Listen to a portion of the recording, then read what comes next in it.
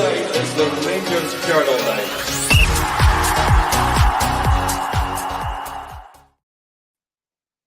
Welcome to the Rangers Journal, everyone. We're here to talk about possible signings from other SPFL teams.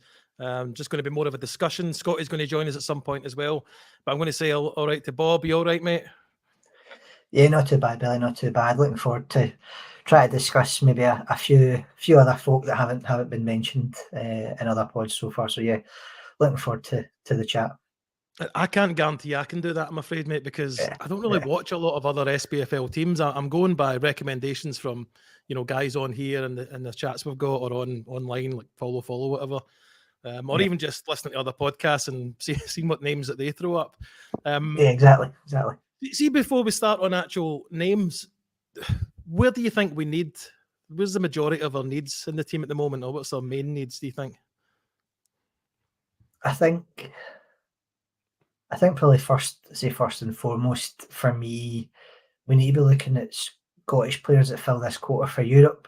I know that people might look at other teams in the SPFL and think, that they're not, the old statement of, they're not Rangers class, they're Rangers standard. If they came to Ibrox, they would crumble under the pressure of playing for the shirt and all that. But I think we need to start trying to bring the cream of the crop from the other teams, which is what we used to do in the 90s. We used to go and hand pick the best of the rest out. We obviously, like with Celtic, we go and pick likes of David Robertson or Stephen Knight from Aberdeen, or other players of that ilk during that time. Did John Brown not come from Dundee or something as well?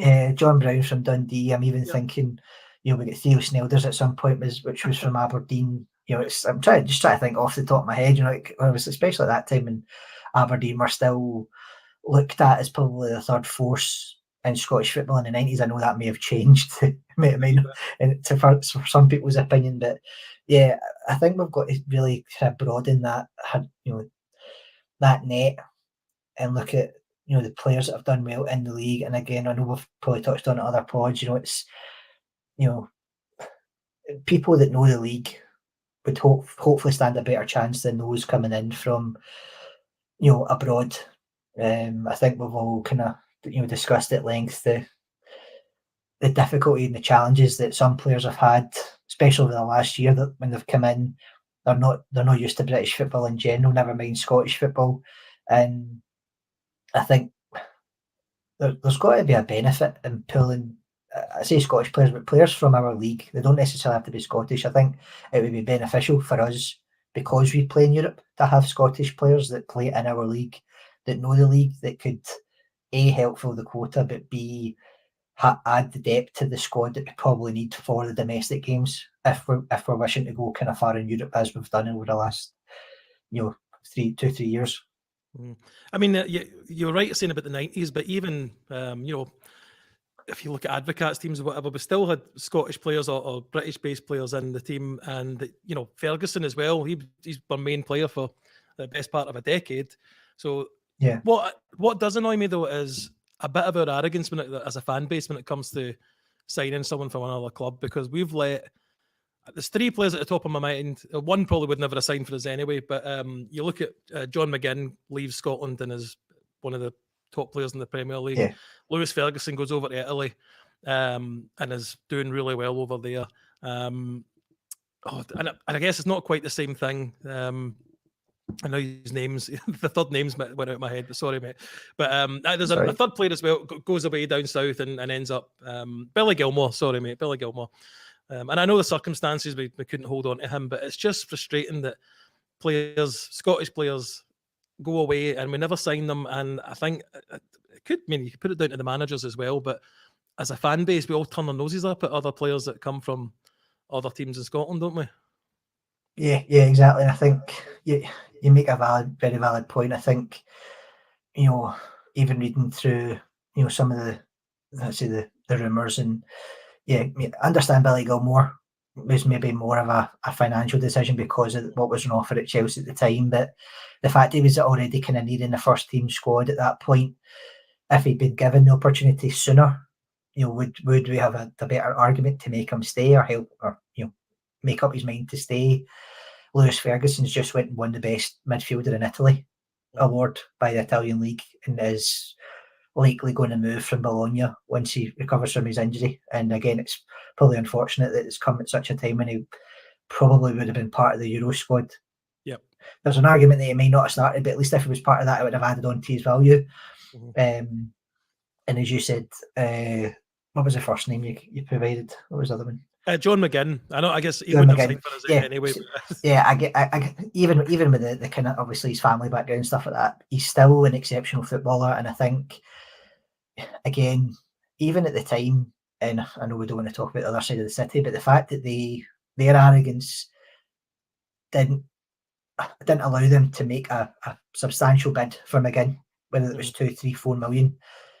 You know, the fact that he's went down south, went to Villa, he's been touted on nearly a yearly basis that he's going to leave Villa and go to like a Man United or one of the kind of so-called top 5 clubs. But considering the way Villa have been this season under Emery, you know, it's very unlikely he's going to go cheap, and he seems to be quite central to the plans at Villa. But I take on board your point that these players, especially with kind of all three being Scots, you're kind of looking at it going, why as a fan base do we think because they play for an Aberdeen or a Hibs or a Kilmarnock or a Dundee that they're not good enough for us because they don't play at a top level every week? I'm like, they're still playing the same opposition that Rangers and Celtic are, and they're putting in relatively good performances. You know, they're maybe 6, 7, 8s every week.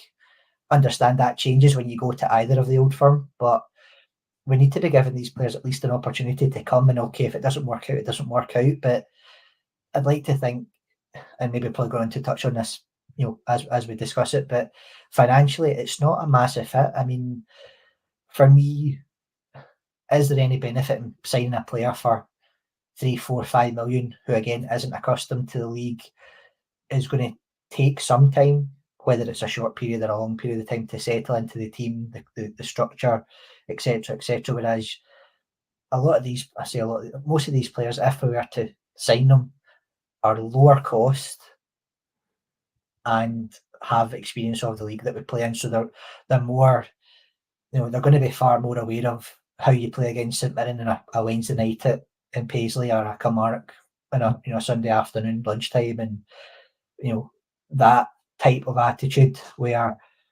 as I said, it's that experience that would hopefully benefit us in the long run.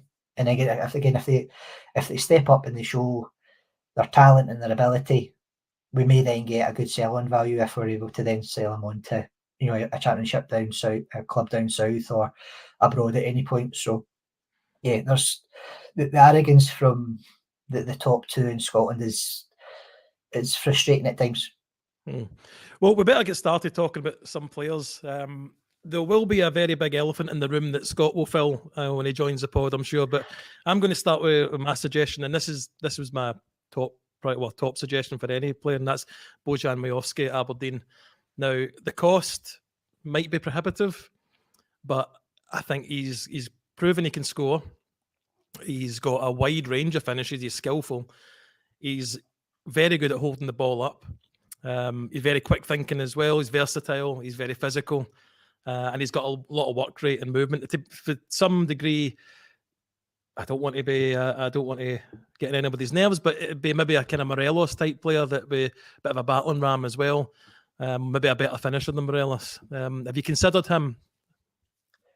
Yeah, I think you've got to, Billy. I think based on the last season he's had, especially obviously the season we've just finished, where he's really come to the fore for Aberdeen. I think if it hadn't been for him, I know a lot of folk might not like to hear this, but they probably would have got relegated without his goals. I think he pulled them out of a lot of difficult situations again. He's mobile, as you say, he's physical. He's shown against Rangers, at least, you know, over the last 2 or 3 years, that he can be an absolute thorn in our side. And obviously there's an argument to say defensively we've not been great, but that's for another pod. But yeah, for me, yeah, he's one of those players that you probably look at and go, if he'd played for either side of the Old Firm, it was more so for us because we're a Rangers podcast, but especially for Rangers, would we have got more joy in the league and in the Scottish Cup if he'd been playing for us rather than just having a kind of solo option up front? I mean, he's got international experience. I think he's Macedonian, is that, or North Macedonian? I think he is. Yeah, North Macedonia. Yeah, he's only 24, I believe. So there's still a good potential you could get him for a couple of seasons, even if it is a decent sized outlay, a couple of seasons, and you still probably make some money off him if he does well for us here. I've just liked him overall. He's punished us. The downside, or not really the downside, but the worry for me with signing players like him, it seems like it's been a really good season for him. And you could have maybe said that for the likes of Duke the previous season or two. I know I wouldn't touch him with a barge pole because there's such a big drop off. So I guess that's the downside to it. Is it just a purple patch for him, or has he got the skills? And I do think he does to actually go on and be a good signing for us. So that's my first suggestion. Bring it to me. What have you looked into yourself? Well, I know we kind of touched on this just before we hit the record button, but I think for me, priority-wise, was kind of looking more at the midfield and the kind of forward areas, and probably the first one I'd touch on would be Ewan from Hibs. He's a left winger. I think just based on his stats, he's played 31 games for Hibs this season. He scored 5 goals, 7 assists. He's played 72% of the minutes, 70% of that's in the starting 11. Low card count. He's had one yellow card. He's rated at the moment in transfer market for about €2 million. Contract expires 2026, so again you'd probably need to pay upward of $2 million for him. But again, compared to what we're rumoured to be outlaying for certain players this summer, it's certainly not the highest cost we would need to take a hit on. And again, he always seems to be in and around the games, especially against Rangers. I'm not seeing him in a lot of other games other than the games against us, but he's always kind of shown up well. He's always been a kind of attacking threat, and again, we're kind of crying out to get these wings populated with quality players. And again, for me, low cost. He knows the league. If he gets a bigger stage, he might well flourish. So yeah, Ellie Ewan for me from Hibs was kind of the first player I was looking at. I like the stats, and I also feel it fitted in with some of Kai's videos recently. I've been looking at left-sided wingers. I know we're brought in Cortez, but I definitely think there's another position or another space to play in that wing. Again, I only really seen him when he's involved in our games, or maybe if I've tuned into one of their lot games to see if it was a 0-0 or something going into the last 10 minutes and seen. So his figures are impressive.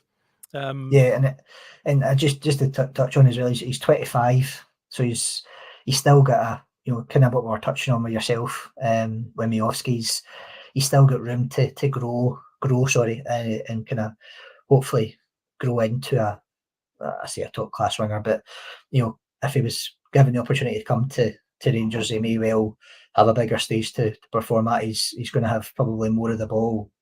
Yes, there'll be more pressure, but it's still hopefully if he, again, like any player, if he comes and does well, there's potential to make the money back if we were to take the cost hit on him. Did you mention his age there? If you did, I've missed it. Yeah, 25. Yeah, 25, right? So I guess I'm torn a wee bit on that. I'd like him to have been a wee bit younger, but that's again. This is I'm accusing our fans of being a certain way about Scottish players when I'm exactly like that myself. I'm a hypocrite as well when it comes to that. But I think just when you look at last year and like Desser's age was a big thing. Like, why are we spending that much money? But I guess you're right, on someone that age, $2 million might not be actually a bad fee for him actually.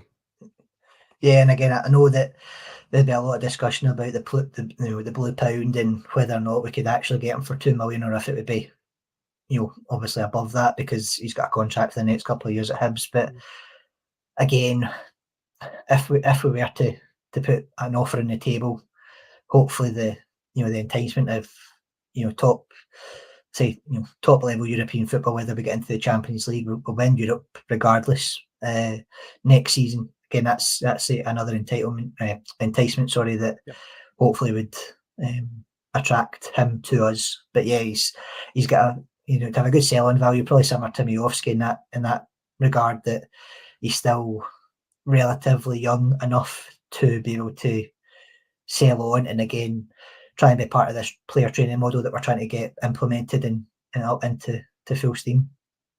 Now, as much as I'm saying I don't want, I'm turning my nose up at 25-year-olds, we can't have a whole team full of, signing 19, 20-year-olds. But I'm going to bring up Connor Barron because everybody does. So we may as well have a brief chat about him. Now, he would fill the quota, obviously, for the Scottish player. He's had a really good season. He's still got a lot of potential as well. Now, there's folks saying we've already got Bailey Rice. Why not have keep him and that's fair enough. I think there's still room for players in that position to come in. Yeah. Have you seen much of him yourself? What have you thought of him? Again, there's been there's been a few compilation videos I've had a look at, and again he's been linked with us probably since January, I think, or maybe probably before that, probably last year as well. But I think part of the reason he's linked with us is because he has a very similar role to Ryan Jack and what Ryan Jack had at Aberdeen before he joined us, and because we've now kind of released Jack from his contract. Obviously his contract came to an end, same as Lundstrom, and you're now looking to kind of replenish the midfield with players of, as we've said, the kind of younger, more energetic, maybe a freshness, just a general freshness to the midfield.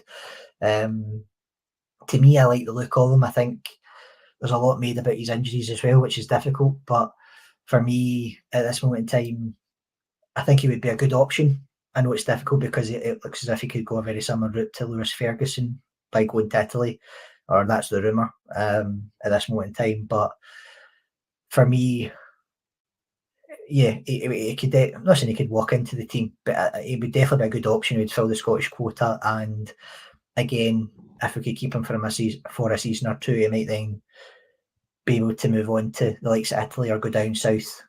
So yeah, I think anytime he's played against us, he's always been a tough player, especially in that middle of the park where we've really found challenging to find players that are physical and technically gifted. We're maybe more technical than we are physical in that department at the moment. So yeah, it would be definitely a good option to bring him in just for that kind of extra added steel, even though he's maybe not the most, he doesn't look like the biggest of players, but he's definitely able to get stuck in. You touched on the rumours, I guess. Goes back to January time where rumours come out that he's signed a pre-contract with us already, and Aberdeen obviously can't tell anybody that because the fans will be on his back. Then does he not get subsequently dropped after Christmas as well? It's all kind of, he's not signing a new contract, he's coming to us. So that's the stuff you hear. No idea how true it is. Yeah. And then, but what we're hearing more lately is what you said there. Yeah, that he's going to be going to Italy. So we might have inquired. I hope we have. We should be inquiring all these players. But I wouldn't blame him if he looks at the likes of the players, maybe like Bailey Rice. Not, he played a game at the end of last season. I know he's been injured, but he's not really featured this season. He's maybe sitting thinking to himself, well, I'm already playing in the first team. Why would I go to sit in the bench at Rangers when I can go, back himself, go over to Italy and do, repeat what Lewis Ferguson's done over there? Yeah, exactly. And I think, it's so difficult at the moment because of how well Lewis Ferguson's done over the last year or so in Italy, that he's went there and he's literally just blown everybody away. And the fact he's linked to the likes of Juventus and potentially a move to the Premiership just off of the back of one season in Italy, it's frightening. To me, we've got to be at least making offers for these types of players, Billy, just to test the water. It seems that the markets in Europe and abroad seem to be far more open to pulling and plucking players from our league. So it will make it more difficult for the likes of Rangers and Celtic to entice these players in, especially when you think, if for example, if Barron went to Bologna, he's probably going to get more money than we can offer him at the moment. and yet he might go there and not be a regular. But it's like it's the attraction of being in one of the quote unquote top 5 leagues. So yeah, it's a challenge, but at least like to think we're putting offers and testing the water with agents for these types of players. Well, let's welcome Scotty to the pod. How you doing today, Scotty? All right? Aye, no bad at all, mate. Sorry for my lateness. It was unavoidable.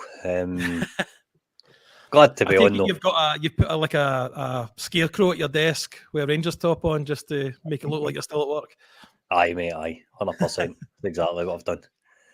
Well, recap what we've talked about just quickly, mate. We mentioned earlier on that there's a big elephant in the room that you're going to fill in a few minutes' time, I'm sure. But we talked about Miovski and we've talked about Connor Barden. Who was that? Hibs. Sorry, the names just went. It was Eli Yuan, so he's a left winger from Hibs. Yep. So yeah, we're obviously looking at him. Just depending on his age, he's about 2 million on transfer market, but he's played quite a lot of games for Hibs, and I thought he'd be a good option. I know he's not Scottish. I know we touched at the top about trying to bring maybe more homegrown players into the squad at Ibrox, but I just thought he's from attacking point of view, he's probably one of the best of the rest players in the league. So yeah, that's who we touched on. Well, if I can maybe set you up, Scott, we're going to need experience in the team. We can't have just all youngsters. So can you maybe give us a case for why Alex Gogic should sign for us? Alex Gogic? I'm joking you, mate. I'm joking you, mate. So Shankland... No, can I? Let's talk about Shankland. He's your favourite, not player, but favourite signing, potential target, sorry. Why is it you think he would make a good signing for us this summer? Firstly, he scores goals. Secondly, he provides that leadership that's missing up front. I believe we did have leadership in Connor Goldson and John Lundstrom and Jack Butland, but that's all one end of park. That's no use. We need it up front as well. We need leaders on this team.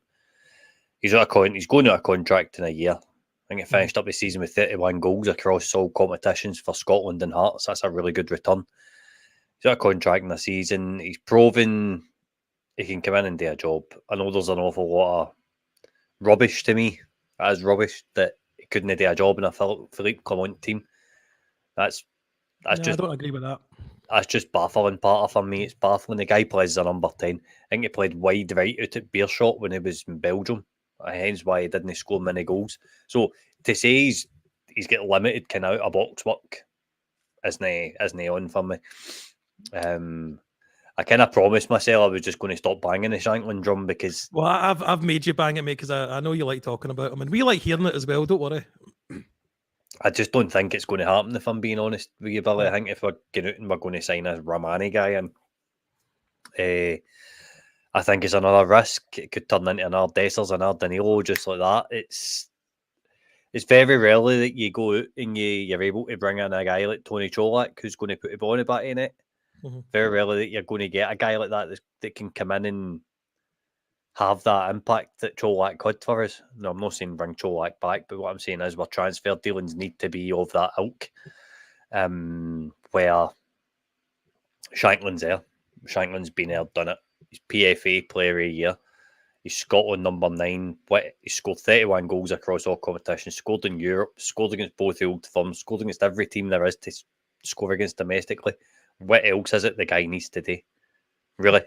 For us, there's no more simple signing that Rangers need to make a Sunburn that's that. So that's my sales pitch yet again, mate. What do you think the cost would be though, Scott? Even I know we've talked in this winter window. We have to pay 3-4 million to get him away, but surely that's not the case now.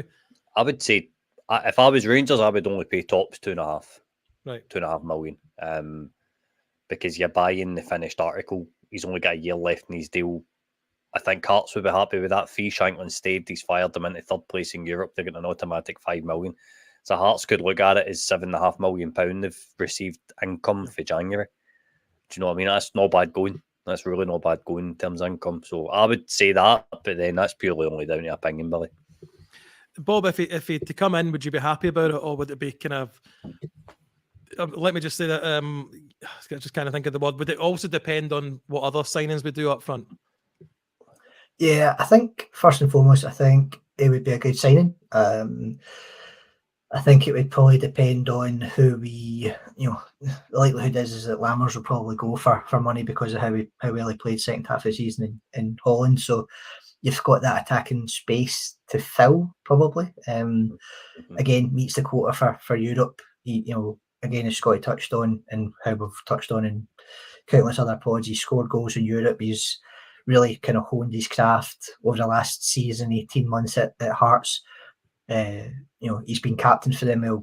Craig Gordon was out injured, so he's, as much as he would be of a premium, again, the facts don't lie. He's going into the last year's contract. It's at this moment it's unlikely that he'll sign a new deal at this moment in time when we're discussing it. But I think we would, again, kind of just what we were touching on when we started, Billy. We need to test the water, and offer some of these players a decent contract. It doesn't look as if he's going to go the same way. Again, I know the age comes into it, with experience, and I know we were touching on the offers on the table for like Connor Barron going to Italy and such like. But Shankland's tried going abroad.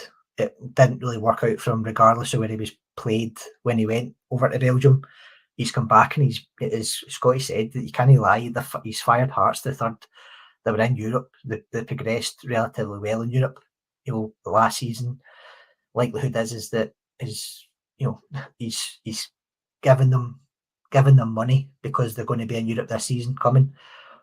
If you offer 2-3 million for him tops, Hearts can't knock that back. I mean, I don't think at this moment in time, and I could be wrong, but I can't see there being a bidding war for him unless it's from the top two. It's either us or the other side of the city that are going to try and sign him. And I would hope that, again, touching on if he's a Rangers fan, we know he's had season tickets and he's been spotted at Ibrox a number of times. You'd hope that would sway him in a decision. So, I think it'd be a good sign. Again, it's this arrogance that some fans probably don't think he would be good enough. It's different scoring for Hearts in the league than it is for Rangers. But I'm sure Scotty would argue the point that out of the big chances that our current number 9 missed, that most of them would have been converted by Mr. Shankland. So I can't see it being anything but a good deal. And again, as the experience, as the quota, might not get a sell-on value because of his age, but you can't always guarantee that when you bring signings in.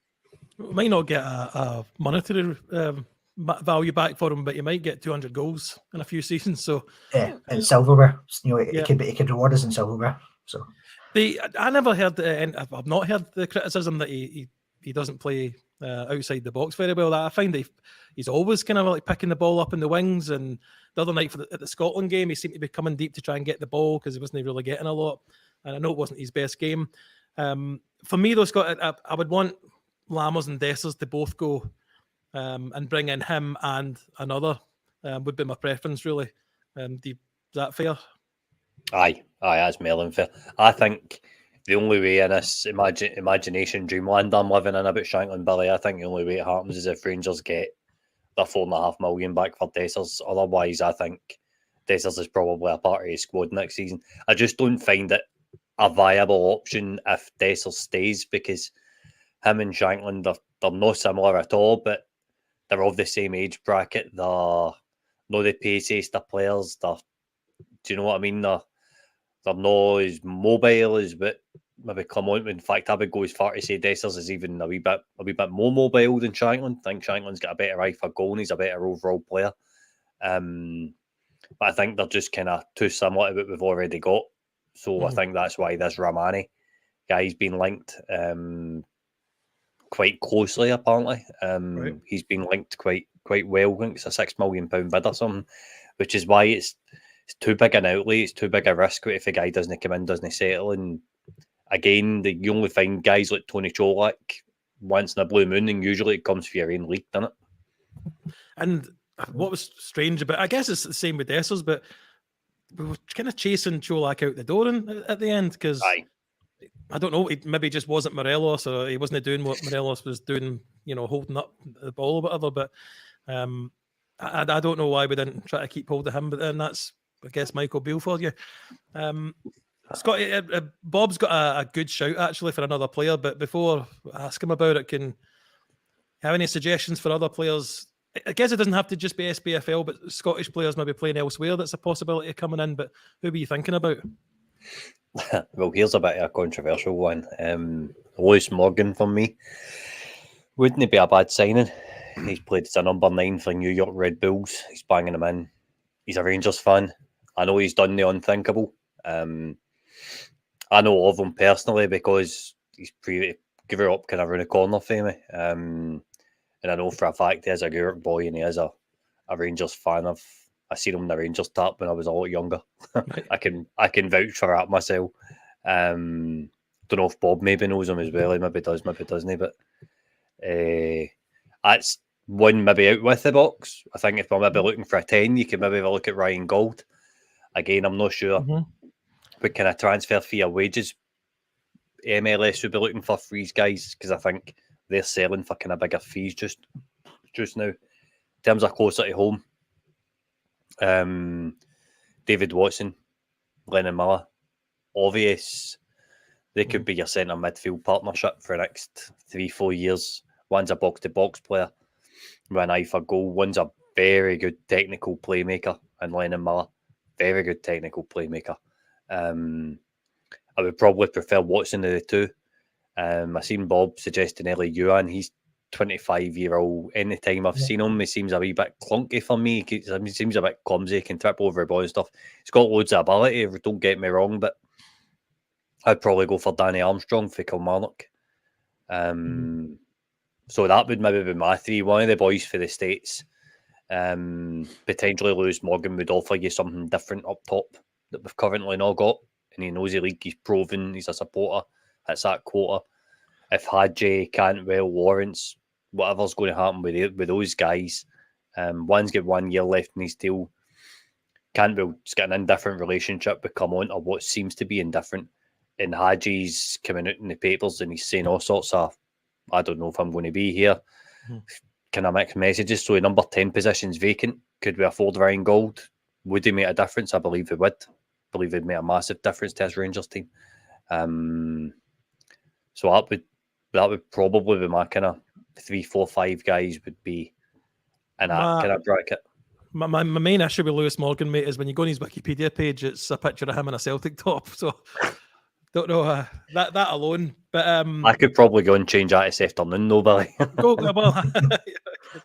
And Ryan Gold, I heard that, and I can't remember what podcast I was listening to, but he's kind of like a forgotten person, isn't he? He left. Did he leave the country quite young, and then he's found his way over to America now? Is that right? He went to Sporting. He got sold for Dundee United for 3 million, 3.5 million or something to Sporting Lisbon. Right. Yep. And then there was a load of loans in Portugal at various different teams, and then ended up getting sold on over to MLS. I think is it Vancouver Whitecaps he's playing for. Right. Well, Bob, in our chat previous to the pod starting, you suggested someone that actually pricked my ears up because I don't think he should have left. Can you make a case for Lewis Mayo? Yeah, I kind of I look at him just, based on the last year at Kilmarnock, he's been a starter. I think just again pulling some stats from Transfer Market, he's played in 97% of the starting 11. He's played 96% of the minutes. He's played centre back, defensive mid, and right back, but his main position's been centre back. He's 24. He's got a contract until 2026, so he's currently valued at around 900k euros. So again, you're maybe looking at the million mark. Again, appearances 32, scored 1 goal.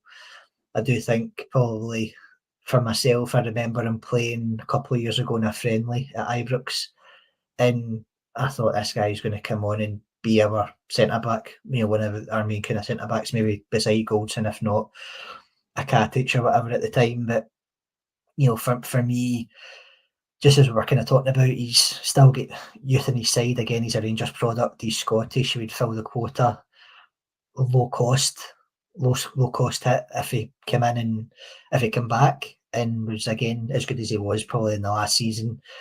Maybe help us towards some silverware. Maybe get himself a bigger move down south. I know he might not be the most, he might not look the most physical of players, but he's a tall lad. He seems, I think it actually caused us a few problems when we played Kilmarnock last season. He's, again, maybe that's because he had a point to prove, but I definitely think it would be worth considering bringing him back. I know he's only been away a year, but the form he showed at Kilmarnock, again, getting them into fourth, getting them into Europe, similar to what Scotty said with Danny Armstrong and David Watson, some of them Kelly players have really got to be getting looked at. Not only by us, but probably by the other side of the city. But my preference would be to try and bring these guys in for relatively low cost, and then hopefully you can sell them on at a profit 2 or 3 years down the line once they've contributed to some success. I guess he probably left because he's seen Leon King was kind of ahead of him in the pecking order. I don't know if that's maybe, Scott, do you think that was the wrong decision? It's a catch-22 for clubs. See, when the club are selling these young players off to other teams in the league, I think they either need to insert some sort of buyback clause. Yeah. But I think Bob's right on Lewis Mayo, and I know for a fact when Dean watches this, he'll be standing up applauding to everything Bob just said because he absolutely loves Lewis Mayo. So Lewis Mayo, for me, could come in and be that third choice centre-half. He's not Connor Goldson level. He's not, but he could come in and be one of your centre-backs. Now, would Lewis Mayo do that after playing first-team football at Kilmarnock? Only he can answer that. But I do think when Rangers are doing these types of dealings, they need to insert some sort of buyback clause in case something like Lewis Mayo happens, and then we've either got first option or we can get him back. It's, for example, say we sold him for 200,000 or 100,000. I'd imagine Kilmarnock paid something in that region for him, and we give them 650, 750 back, something along them lines. Kilmarnock make a profit. They've polished the player up for us, and we buy him back at a relatively affordable fee. So that's where I would go with that one. I definitely wouldn't be against Lewis Mayo coming back and seeing him in the Rangers jersey again. It's I a think similar thing. Billy, sorry to interrupt. I just want to touch back on that. Just something that was in my mind. And again, I know we don't want to talk about the other side of the city, but I would maybe hark back to, and I know this is maybe more of a loan, but even the likes of Ayer going from Celtic to Killie on loan to come back to play first team football and then get a big move down south. Again, touching on what Scotty said, I would have hoped that we could have done something similar where we send these guys out on loan, even like so this coming season, Cole McKinnon, obviously Adam Devine was out as well, but Alex Lowry, I know it maybe wasn't as great for Lowry, but those types of players, getting them out for a year, try and get them polished up in our league to then come back, hopefully play some part, and then be able to sell them on for a bigger fee. So it was just a point I wanted to touch on when Scotty was mentioning that.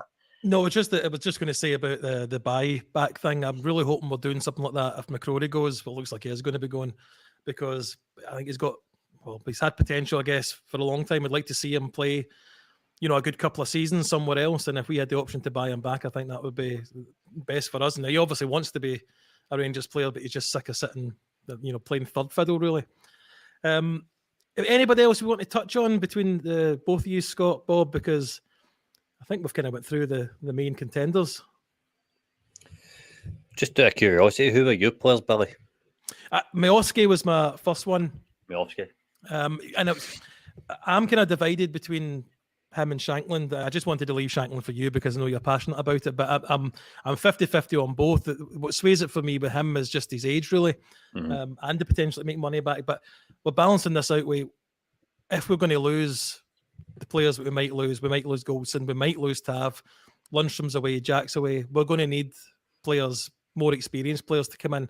And you said it yourself, but he would kind of replace that in the dressing room as well, because you can't just have 20-year-olds in the dressing room. But as much as Alan Hansen's famously mocked for saying you can't win anything with kids, for the most part you don't win anything purely just with kids, do you? So I think I had another one as well. I think it was Connor Barron that I mentioned.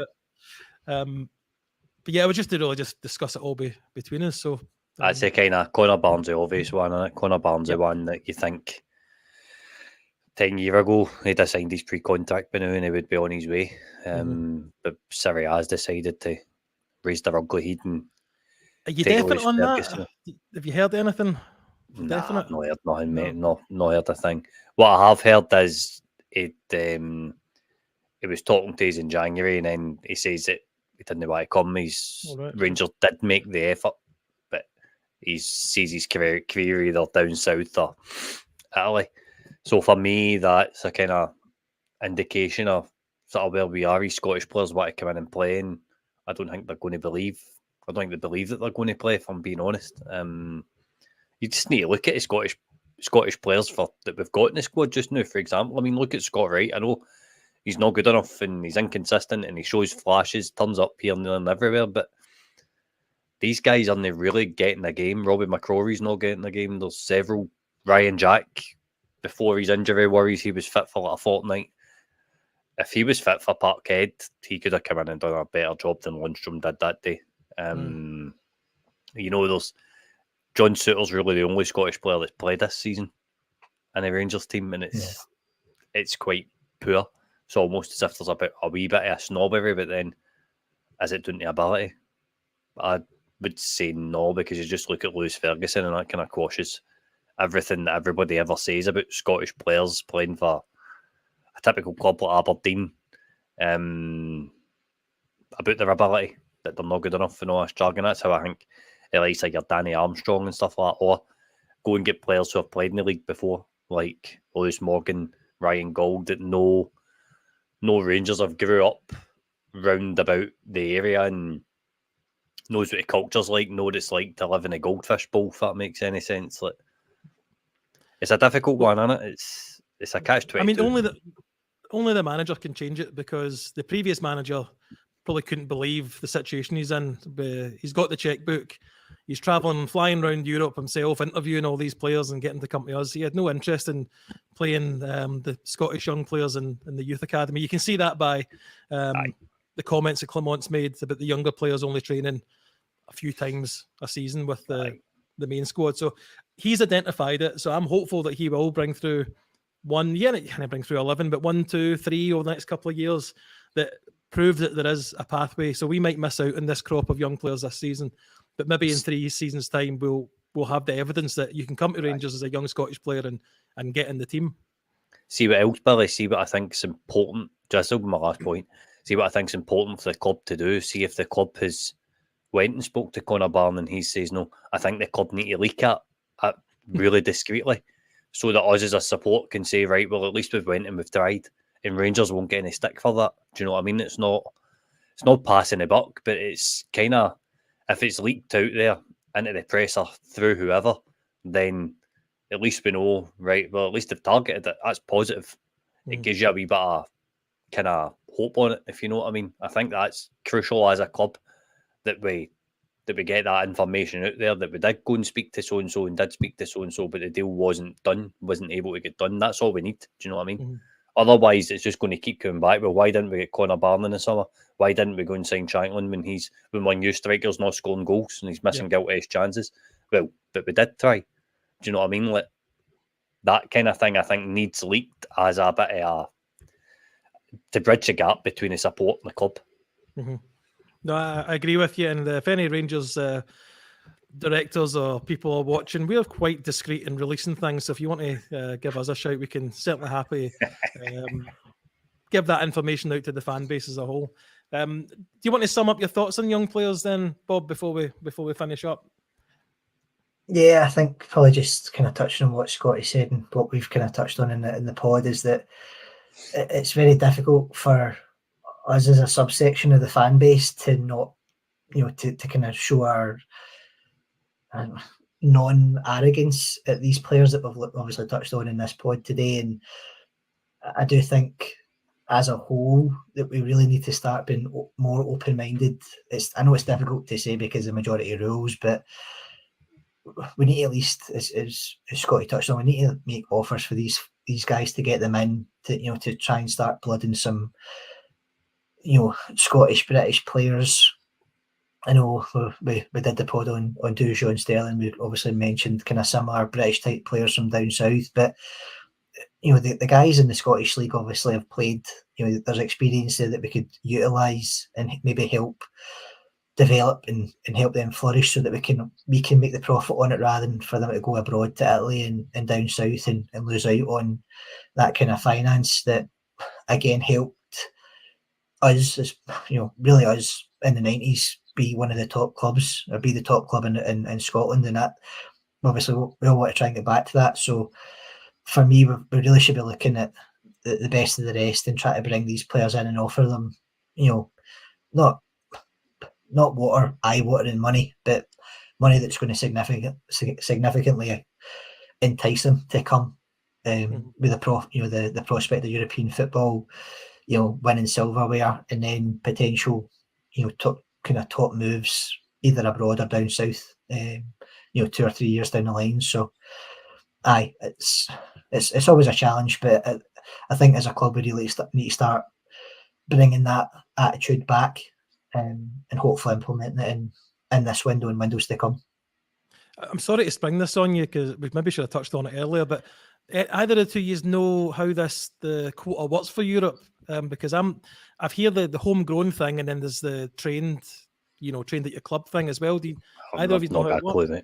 No, I'll look it up for another pod one day and we'll try to maybe talk about that and how it works. But there seems to be a difference between just a player being Scottish and being like trained by the club, isn't there? Yeah, I think you need so many kind of homegrown players to get you more kind of spaces in the squad that work similar to, hence why Ridvan wasn't included at the beginning of last season in the Champions League squad and all that kind of stuff, was because we didn't have enough either homegrown or Scottish players in the squad.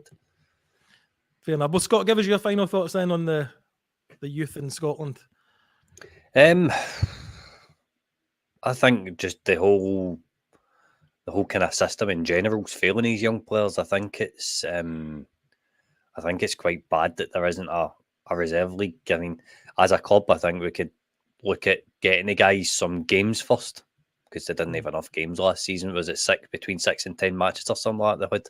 How can you develop a youth product when there's no any matches for the boys to play? Whether that's the best of the rest of the Lowland League, reserve leagues, friendlies, whatever. I mean, last year just simply wasn't good enough, and I put that down to Zeb Jacobs, who's now away.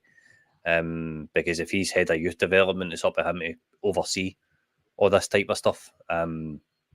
So I think it needs looked at overall as a whole. If Rangers don't go out and sign any Scottish players this season, I think the likes of Cole McKinnon can come in, can be a squad filler. Bailey Rice could be a squad filler. I think Cole McKinnon could probably replace Ryan Jack if we've not got him money to go and get David Watson or Lennon Miller. Put him into that slot in the squad and start getting these guys kind of first team matches. I don't think Leon King's got it. I'm sorry to say, I just don't think he's made, unless his future's as a Rangers number 6, then I can't see him having a future at the club at all. You can see it just by the 6 goals that were conceded in the last 2 matches of the season.